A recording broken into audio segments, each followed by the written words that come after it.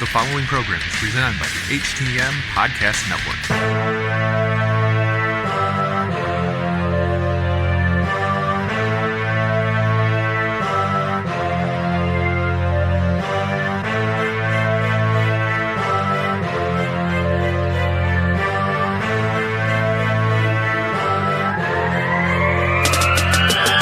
It is Friday the 13th of September 2019. You are tuned in to a delayed version of HTM Sports right here at the Hitting the Marks Podcast Network, hittingthemarks.com. My name is Jargo. I'll be your host for the day. That's my tag team partner. He's the man, the myth, the legend, the real RBV. Rick, welcome back to HTM Sports.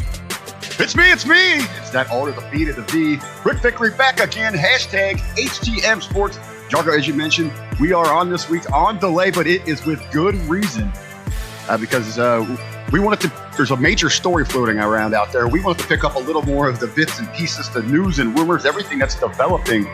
And, you know, we regularly say wrestling is personified and it is at its best when it mimics real life. But we never thought about the other side.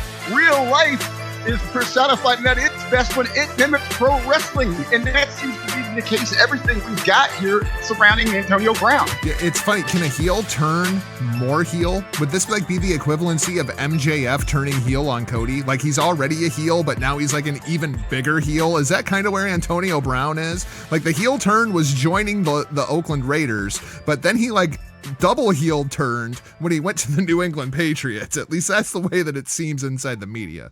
Well, now we got this potential triple heel turn as he's out there committing, hideous crimes against, regular society. I mean, this would be like the equivalent, of Hogan joins the NWO and then starts urinating all over the crowd. I mean, I don't know how you can sum it up more better than that. This is just crazy. I guess let's start with the football aspect. So Antonio Brown has joined the New England Patriots. It's a 1-year, $15 million deal, a $9 million bonus, only a $6 million cap hit if they would decide to cut Antonio Brown, which seems as though that could be a real possibility at this point.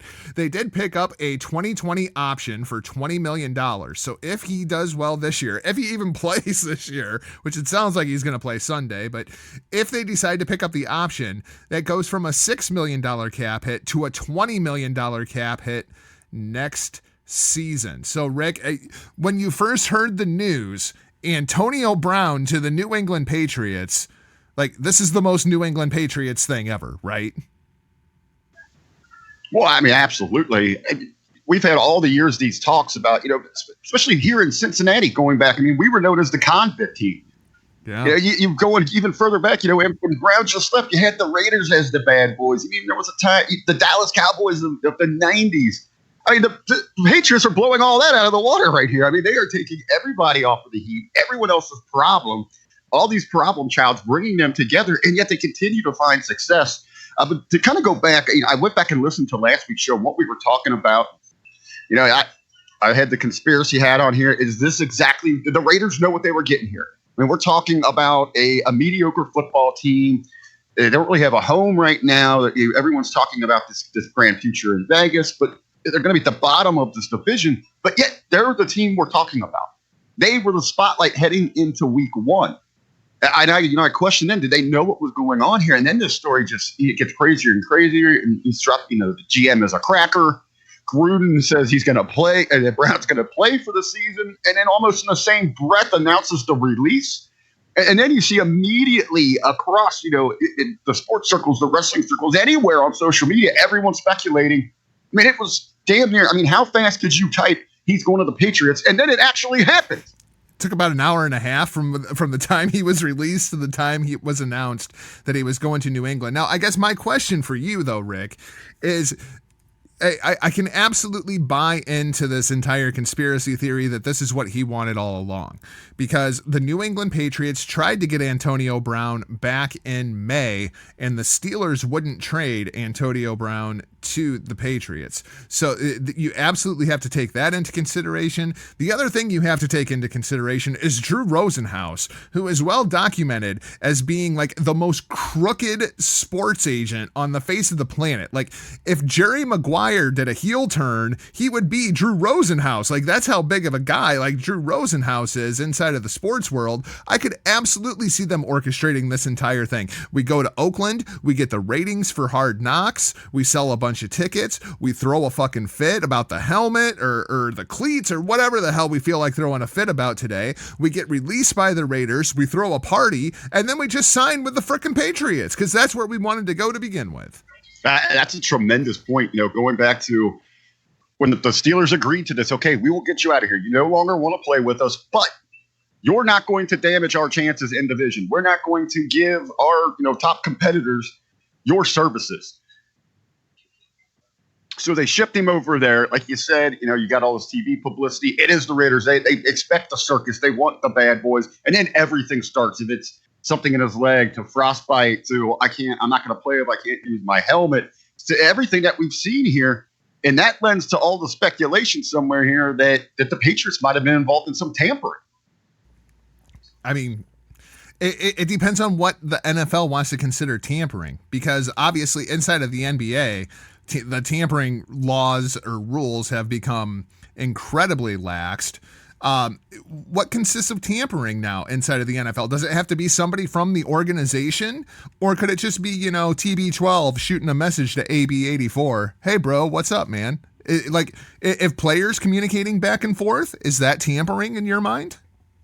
No, I mean, and to relate something to professional wrestling, that's how they used to work those deals back and forth. You have somebody that was kind of just floating between, or maybe working the independent scene, but had connections up in New York, had connections in Atlanta, maybe knew some people over in Japan. I think it was Bushwhacker Butch that was very well known on the underground for being that, kind of that dark horse connection between the different old school towns. Rocky Romero. Yeah, to kind of set these deals up. And you're exactly right. What is defined? I mean, how detailed is it? And I'm not knocking those involved in the NFL, in their front offices, their legal team and all that. But I'm willing to bet anything that these agents representing the union, the players, and even talking to, coaching staff like that they're a hell of a lot smarter than what we've got on the books. Well, dude, and that's really the thing. When you want to get down to the brass tacks of this Antonio Brown deal to the Patriots, how is this going to affect that CBA when that comes up for negotiation? Because this is exactly why the owners don't want to give out these giant contracts. This entire Antonio Brown story, while it's great for media pundits who want to talk about it, when you look at the long-term ramifications of this thing, all the way down to the helmet, all the way down to the frostbitten feet, all the way down to throwing a tissy fit and calling your owner a cracker so that you get released and you can go sign with the already Super Bowl favorites. Like, this is going to be a huge deal when it comes time to renegotiate that CBA. This is going to fall under the spotlight. As well, we talked about in the past, how these rookie deals are structured and how they can use these players coming in, dump them off when they expect to start getting those, I don't want to say, major paydays in their eyes. I know that sounds kind of crazy to some individuals because, what these rookies make, but and they can dump them off because they can essentially, with the tags and all this, use them 5-7 years and then reload at another low end. It's going to be a hot debate between both of these sides. You've laid it out there. I agree with you 100%. Be prepared for a stoppage at some point when they go back to this bargaining table. So then we have on Sunday night, we had the Patriots just go out and absolutely dismantle the Pittsburgh Steelers. They blow them out 33-3. Brady just owns Pittsburgh. He's 12-3 in the regular season, 3-0 in the postseason against the Steelers. Rick, the Patriots without Antonio Brown look like they're already heads and shoulders above the rest of the league. Yeah, absolutely looked incredible. And even with everything going on, I know we're gonna talk about away from the field, away from professional football, which is even more of a circus. This could destroy any other franchise, but the Patriots seem to thrive on this. Yeah, they'll take this and get better somehow, even if he doesn't suit up for them. If it doesn't actually happen, or if it's not for the long term, they're going to thrive off of something like this. And here is what's ridiculous. When you look at their schedule, even without Antonio Brown, with everything in chaos, this is their next run of games. At Dolphins, Jets, who are going to be without Sam Darnold, at Bills, at Redskins, Giants, at Jets, Browns, and then they run into a real football team at Ravens. Like, they could be 6-0 before we even know it. Like, I feel like they've already clinched the AFC East now that Sam Darnold's out for the Jets. Well, even going in, I mean, there wasn't a whole lot of doubt who was going, who's the powerhouse here, who's going to emerge at the end of the season. But it's week 2, and I feel like it's wrapped up. Yeah, I mean, just go ahead. I mean, they're going to the playoffs. I mean, go ahead and give them the championship. They've put them in. Start printing the T-shirts and the hats and start selling them because you've already done it. And that would be so Patriots. It really would. We got to start printing AFC East championship gear week 2. Hilarious. And now there's a report out there, and I think he was being facetious, but there is a report out there that Gronk's like, week 14. There we go. Although it's obviously a false report, because in order for him to be eligible for the playoffs, he would have to return to the team by week 13. So it's clearly fake news. Let's talk a little bit about this other Antonio Brown story now. Obviously, this is why we're running late this week. Rick, you and I both, we wanted to get more information on this thing, kind of see where it's going to play out. It looks like the Patriots are going to dress Antonio Brown, now wearing number 17 this Sunday in Miami against the Dolphins. Sexual abuse allegations against him. But the thing that I'm finding so intriguing about this is, what do we do? Because there is not a criminal investigation involved here. This is actually a civil suit.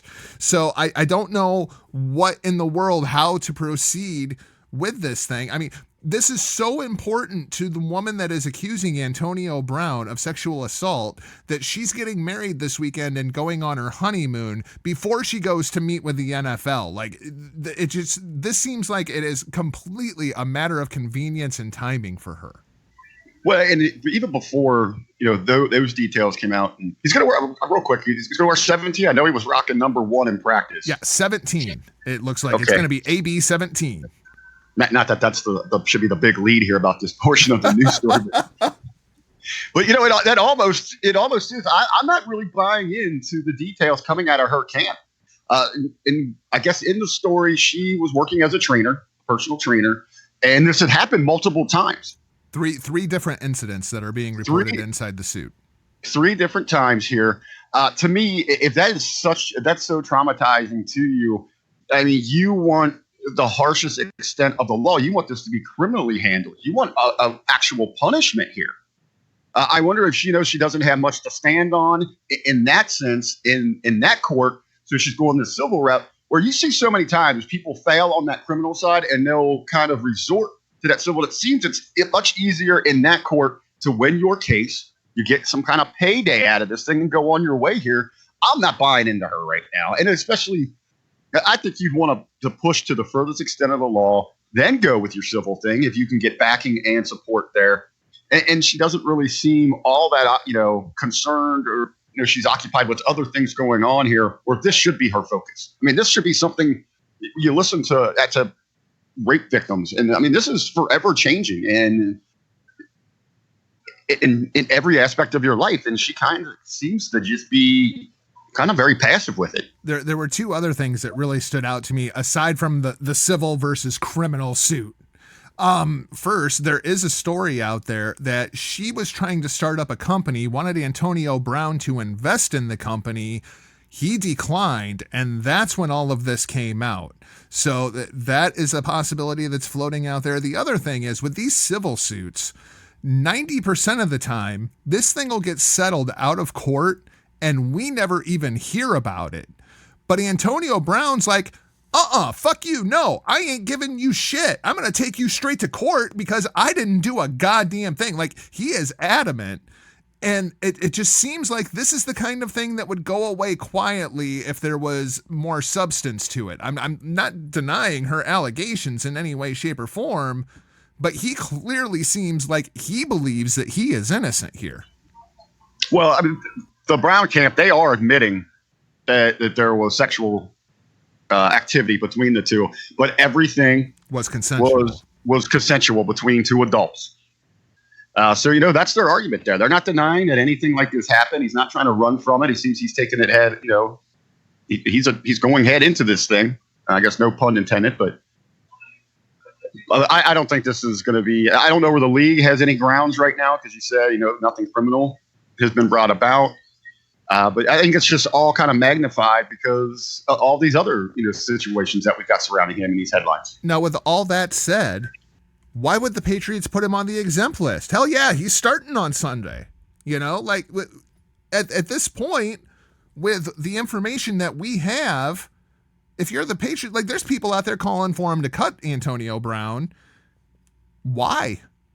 What motivation do the Patriots have to cut ties with Antonio Brown here, or throw him on the exempt list, or to suspend him? It doesn't seem like there's the basis there for it at this point. And like you said, man, any other team, this would be a huge distraction.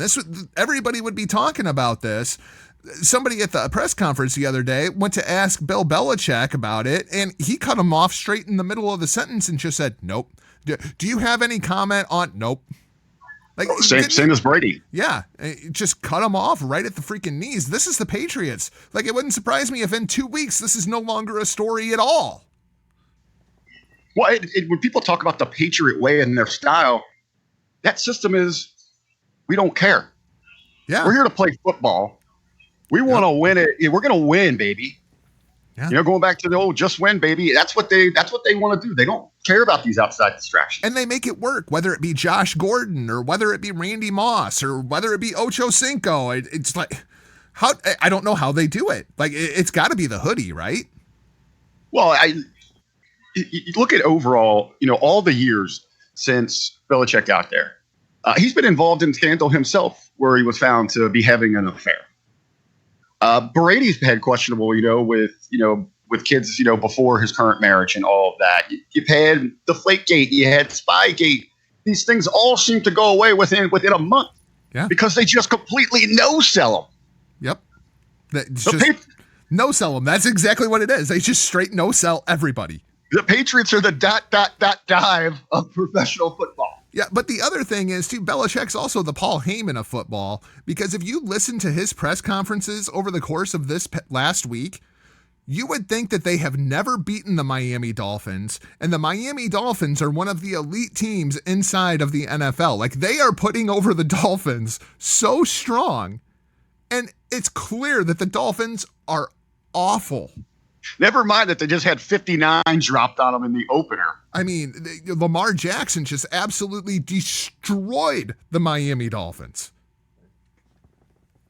What's Brady going to do? My God. Before we get to Lamar Jackson, let's talk a little bit about the Cleveland Browns. You were in attendance at the game, Huckleberry. We talked a little bit about it in the locker room this past week over at hackerhameen.podbean.com. Browns get embarrassed by the Titans, 43-13 in the home opener. Baker Mayfield, 25 of 38, 1 touchdown, 3 interceptions. The big stat is 18 penalties for 182 yards. You're not going to win a whole lot of football games when you have 18 penalties for 182 yards. So Rick, now that the smoke is kind of cleared a little bit, what is the feeling in the great state of Ohio? What is the feeling about the Cleveland Browns going into week 2, going into New York? Well, as I've talked about Monday in the locker room, I mean, it was very somber. People were absolutely shocked. Not just that they lost, but in the fashion that they did. They were absolutely dominated or undisciplined, just eaten alive on the offensive line. And I think, for a lot of the fan base, the reality set in very, very quickly. The honeymoon phase faded, or it is almost gone. But the hope is still there. They realize, okay, yeah, we got all these Pro Bowl names. We got this great star-studded, in our specialty positions and all that. They do have the talent, but they realize, the defense has got to be a little more disciplined. They got to improve up front. They've got to work out those kinks there. You got to protect Baker. But there's still great faith that this team is going to make the playoffs. They are moving in the right direction. So it is a fan base. Hey, they've been patient. If anything, Cleveland Browns fans are very patient year after year. They still believe this is going to be a season of great celebration. Hey, but if you're looking at the team here, it's kind of a two sides here. You've got a lot of extra time. They're going Monday, so you got that extra day in there.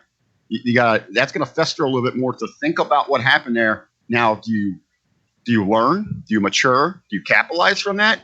Or does that fester in you and you panic a little bit on the field? Luckily, it's the Jets. Luckily that they don't have another semi-powerhouse coming in, as their opponent. But yeah, Monday night, the eyes of the nation all on you. I mean, not only you got to beat the Jets, you got to beat Monday Night Raw. I mean, that's all the pressure in the world, right? One thing that does help for the Cleveland Browns is going into that Jets game, Sam Darnold diagnosed with mono, and it sounds like he is going to be out for weeks, which is a very, very sad disappointment for the New York Football Jets. Rick, the question, though, that I have going into this game, I almost feel like this is a trap game for the Browns, because everybody would have anticipated the Browns to go in there and win this game to begin with. Now you take Darnold out of this game, but like you said, this is going to be Monday Night Football in New York. Sam Darnold doesn't play on that Jets defense. Like, would it shock you to see the Jets come out and just shock the Browns next Monday? I think the Browns are going to get them. Getting the local news report. I've been down in Southern Ohio, so I haven't been as in touch with everything there. But talking back and forth with some people, they're sharing some things up here, and I do think they realize the importance of this, and I like the situation. I obviously going to New York is a bigger stage. Monday night's a bigger stage, and I think this is a time where I think Tuesday morning it might not be as impressive as people were talking about in the preseason, the expectations with the Browns, but we're going to be talking about, okay, this is more of the Browns that everyone was hyped for, and they are moving in the right direction. All right, let's shift. Let's talk about Lamar Jackson. Lamar Jackson throws his coming out party against the Miami Dolphins, 59-10. We mentioned it earlier. 17 of 20, 324 yards, 5 touchdowns, 99.4 QBR, and 1 of 2 perfect 158.3 QB ratings for the week. Now, Rick, I guess there's two big questions here. Are the Ravens this good, or is Miami this bad? Because Miami already looks like they're in #tank for Tua mode. Like, if you remember the movie Major League, which I'm sure you do, being Cleveland Indians fan, like that's kind of what it seems like the Dolphins are at this point. Like, maybe the ownership is just trying to tank this thing. Well, I don't know if it's an intentional tank. And you go back to what we're talking about. It's everyone's flying high with the Ravens right now. They're excited. You got all the talking heads, the analysts talking about these guys are real deal. On both sides. For teams that have been down like Pittsburgh and teams that are high right now, like the Ravens. I'm not sold, and I'm completely not sold on the Ravens. I'm not sold at the quarterback position.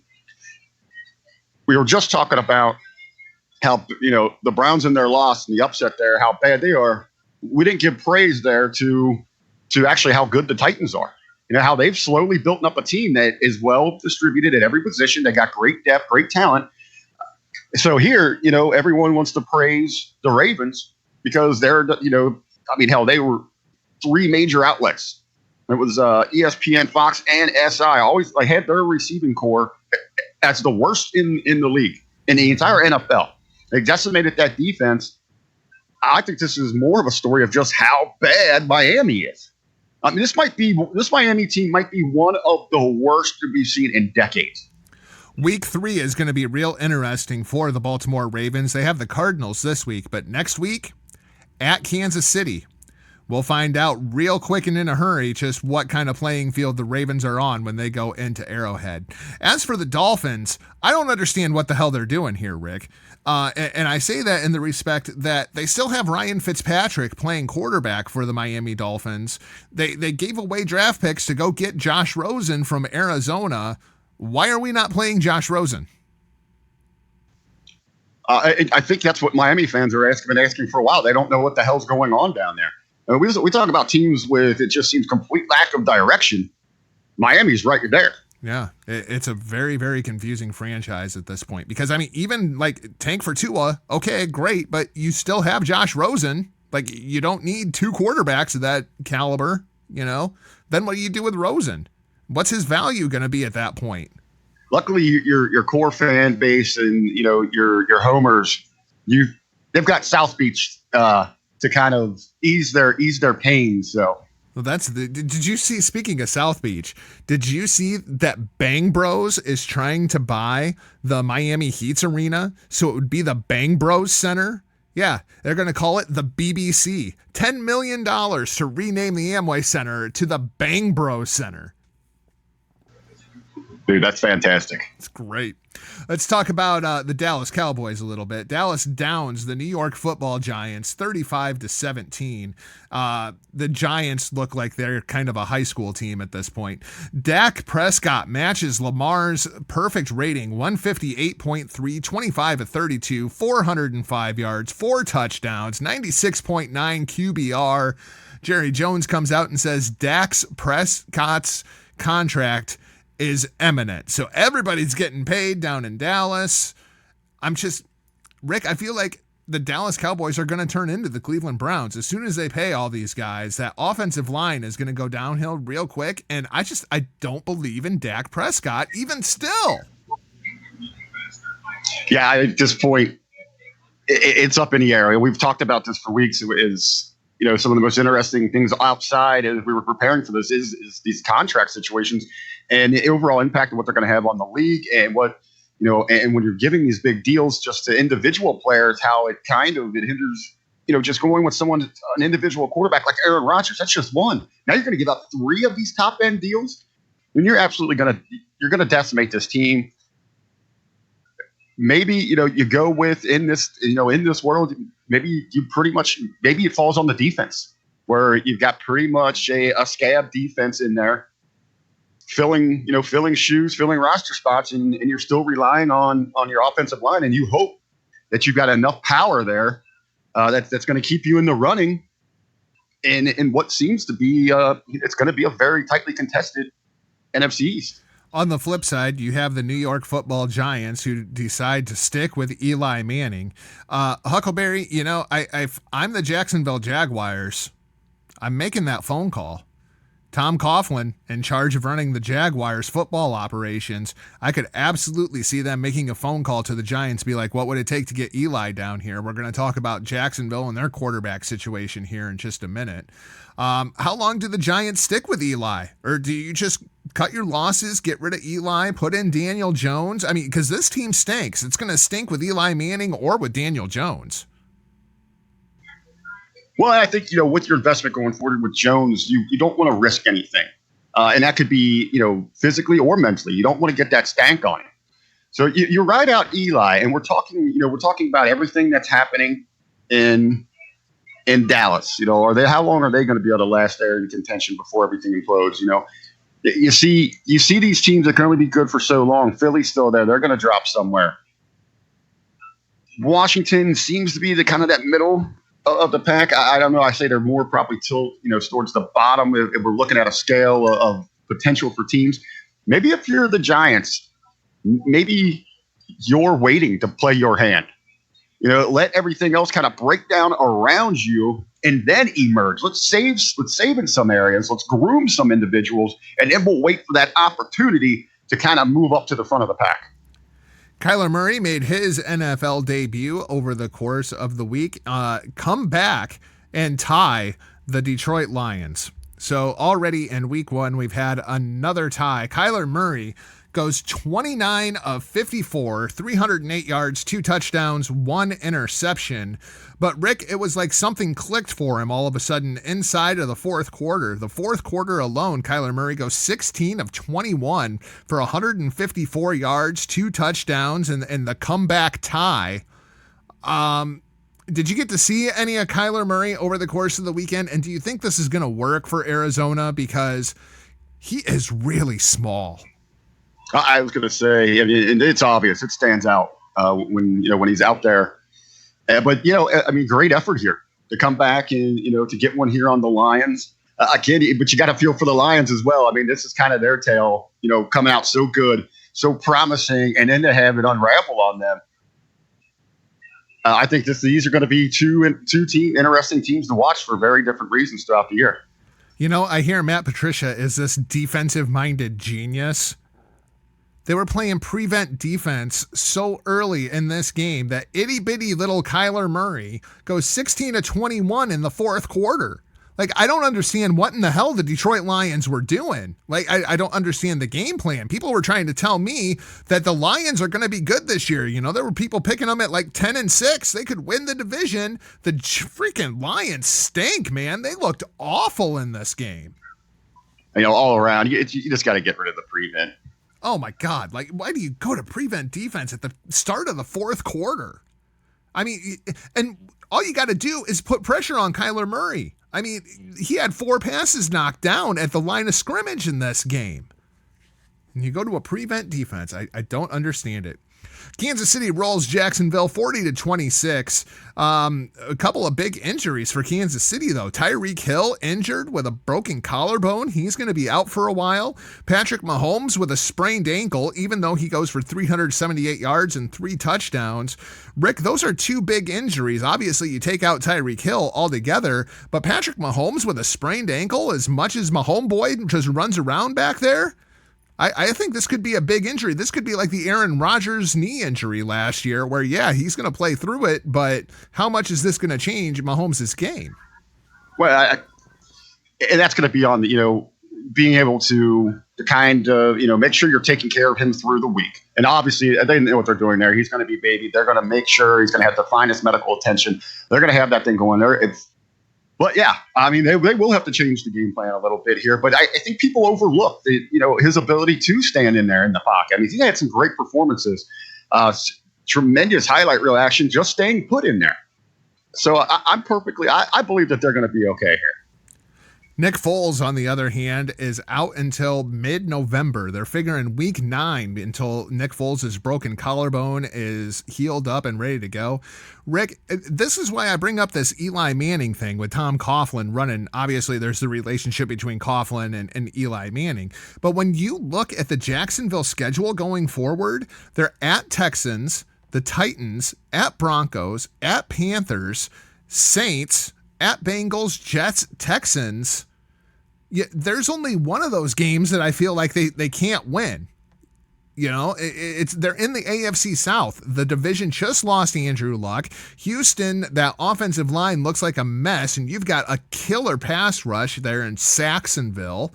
Like, I'm looking at this schedule thinking the Jaguars could still win this damn division if they get a quarterback. Well, and you're so you've been building up around why they need this quarterback. You got the 6th rounder correct coming in, the rookie. I think they've got a good enough solid team around him. You really take care of him. I think they can succeed with what they've got here. And my counter argument here, when you're talking about someone like Eli, how much more do you have and want to invest in that quarterback position right now?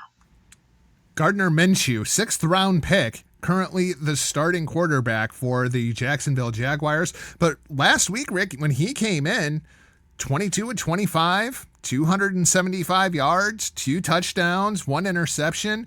Of course, they still got blown out in the game 40-26. So a lot of that is garbage yards. But maybe Gardner Minshew is the future in Jacksonville. Hey, there was a lot of guys that came late in drafts. And 2 of them are the ones we argue about as the GOATs, and Brady and Joe Montana. Valid. Very valid. Let's talk a little bit about Monday Night Football, which absolutely killed Monday Night Raw in the ratings this week. Wow, that was kind of a slaughter. Saints topple the Texans 30-28 on a last-second 58-yard field goal. This just killed the 3rd hour of Raw. Everybody tuning over to see the end of this game. Rick, a 58-yard field goal to win this thing. That's really the difference. So are these 2 teams the favorites in the AFC and NFC South respectively at this point?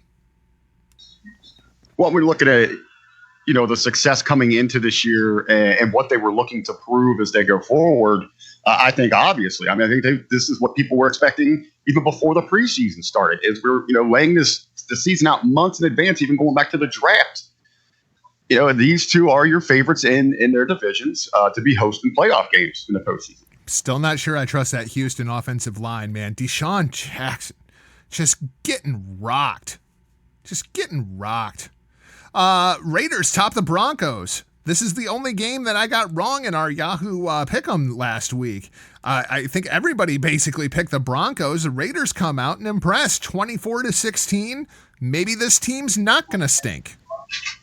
Well, and I think there is a lot of it, we got to take into account here. Denver wasn't really high on everybody's radar.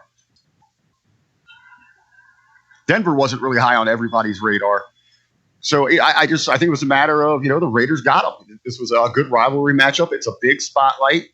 And I think it really shows, I think it speaks more to that Gruden has got a good control on this team, for them to be able to bounce back from all these headaches that were going on. All right, let's do the Stone Cold Locks. Hit me with it, Steve. Give me a hell yeah! All right, Huckleberry. So last week we both went 1-1. We both got Seattle defeating Cincinnati, even though that game was a hell of a lot closer than I thought it was going to be. And then, of course, you went with Cleveland over Tennessee, and that didn't work out so good. And I went with the New York Jets to beat Buffalo, and that didn't work out so good for me. So we're both 1-1 this week. Who do you got for your Stone Cold Locks this week? Okay, I want to go with a big one here. I had Seattle going over strong last week. I'm going to call it Pittsburgh is nothing like what we saw on the Sunday night game. I'm going to take the Steelers at home over Seattle to get back on track, have people buzzing once again about the Steelers. And then, you know what? I'm going to keep it right here at home. We're going to stay in the AFC North. I'll do it again. I had them going down last week. I'm going to have them going over this week. I'm going to take the Bengals at home against the Niners. Ooh, that one's a ballsy pick. I don't know if I'd like that one if I was you. I'm going with Ravens and Colts. I think the Ravens are going to go into Indianapolis and just put on a track meet and run circles around the Indianapolis Colts. And I'm going to get this one out of the way because we can only take these teams once. And I freaking hate this team so much. The Bears still suck. But I think the Broncos are worse than the Bears. I'm going to take the Bears going into Mile High. And I'm not feeling real confident about that pick, but that's kind of where I'm at. Well, I wanted to mention here we were given our picks for our little fun thing we're going to do here on air at #HTMSports. But as you had mentioned, we've got a bigger game going on with some of our great friends and listeners and all that. Our family, the Huckleberries, here on the Hitting the Marks platform. But yeah, pulling us up as through Thursday night's game here, we got Big Scotty. He's at the top. He's the sole leader. He's got 13 of them, right? Matt Singleton, 8-track back. A new creation and Huge Argo all tied up there in that 2 spot with 12. And then there's just a cluster of us at 11, a couple 10s. And then I don't know what's up with him. He was a sports writer. He's at the very bottom here. I guess maybe because he made that adjustment from sports to that trance music. I don't know if it's like that secondhand drug stuff hitting his head. But our friend Eric Lake with only 7 right so far. Fantastic. Shout out to Eric Lake. The week 2 Vegas pick of the week. Yeah, and you'll notice on the run, I spelled week, W-E-A-K. Yeah, I'm ironic like that. Last week, people thought I was crazy taking the Washington Redskins to cover, but Huckleberry, they not only covered, they damn near won that game in Philly. I'm 1 for 1 on the Vegas pick of the week. This week, Jaguars at Texans. Texans plus 9.5. I'm going to take the Jaguars to cover that 9.5. Shout out to Gardner Minshew. Yeah. Hook it up, kid. Put it up against that Houston defense. Not like J.J. Watt's going to be looking at you. Let's look at this from another with your lock, and we'll track this as well. What kind of Benjamins would you be throwing down? Ooh. I guess I kind of think of everything in $100 bets. So I think I'd throw $100 on the Jaguars this week to cover this 9.5 at freaking Houston. 9.5? Doesn't that seem way high for you? We'll have to go back and figure this out. We'll talk about it. What you're up to next week, where your bank's at, and we'll see what your bank account is instead of if you're right or wrong on the covering. Let's go with it.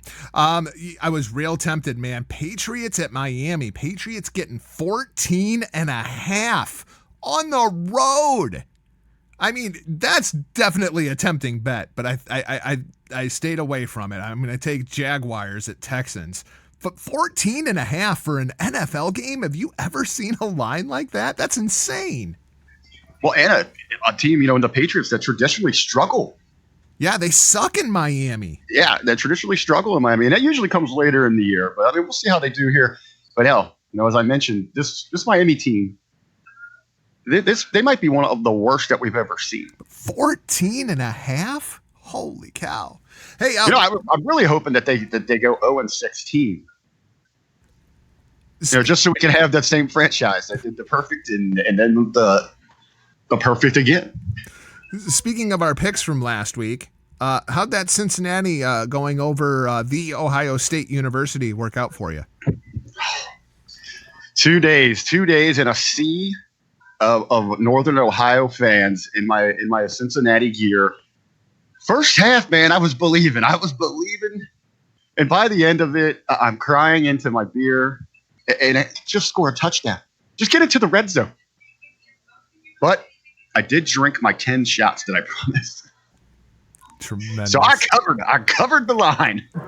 This week, the big game I'm watching, College Game Day is even going to be there. Iowa at Iowa State. Number 19 Iowa going into Jack Trice Stadium. I don't like the Hawkeyes' chances. And I hate Iowa State, but I got to go with the clones in this one. So that's going to wrap things up for this week's edition of HTM Sports. Thanks for listening, and if you haven't yet, please hit that subscribe button. Then find the entire HTM Podcast Network online, hittingthemarks.com.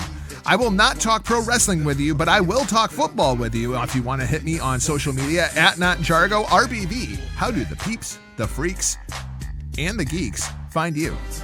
While you're talking about a game that you're hot for this weekend, something I'm going to be hot for Sunday is going to be the Bengals game. We're going to be heading down to Danny B's, which happens to be the home of the first ever hot tag wrestling event. We're going to have tickets available. We got hot tag, we got kegs, we got eggs, we got hooday.